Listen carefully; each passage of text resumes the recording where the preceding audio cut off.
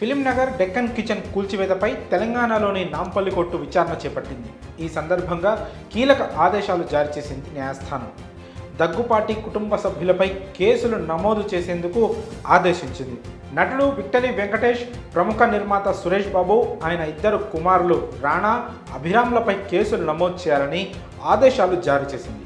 Court ఆదేశాలు ధిక్కరించి Deccan kitchen కూల్చివేశారంటూ Nandakumar అనే వ్యక్తి కోర్టులో పిటిషన్ దాఖలు చేశారు. ఎమ్మెల్యేల కొనుగోలు కేసులో నిందితుడిగా ఉన్న నందకుమార్ పోలీసుల సహకారంతో తన హోటల్ను కూల్చివేశారని, కోర్టు ఆదేశాలు ఉన్నప్పటికీ ధిక్కరిస్తూ జేసీబీతో అక్రమ కూల్చివేతలకు పాల్పడ్డారని, కోట్ల రూపాయల నష్టం కలిగించారని పేర్కొన్నారు. ఉద్దేశపూర్వకంగా ఈ కూల్చివేతలు జరిగాయంటూ నందకుమార్ పేర్కొన్నారు.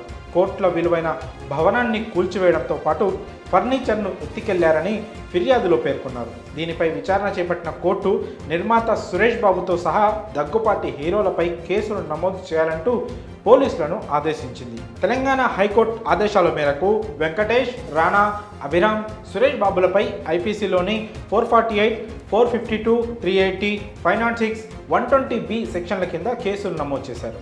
డెక్కన్ కిచెన్ కూల్చివేతపై ఫిర్యాదు మేరకు నాంపల్లి కోర్టు విచారణ చేపడుతోంది. ఆరోపణలు ఎదుర్కొంటున్న దగ్గుపాటి హీరోలు జూన్లో కోర్టు విచారణకు హాజరు కావాలని ఆదేశించింది. మరి డెక్కన్ కిచెన్ కూల్చివేతపై మీ అభిప్రాయాలను కామెంట్స్ రూపంలో తెలియజేయండి.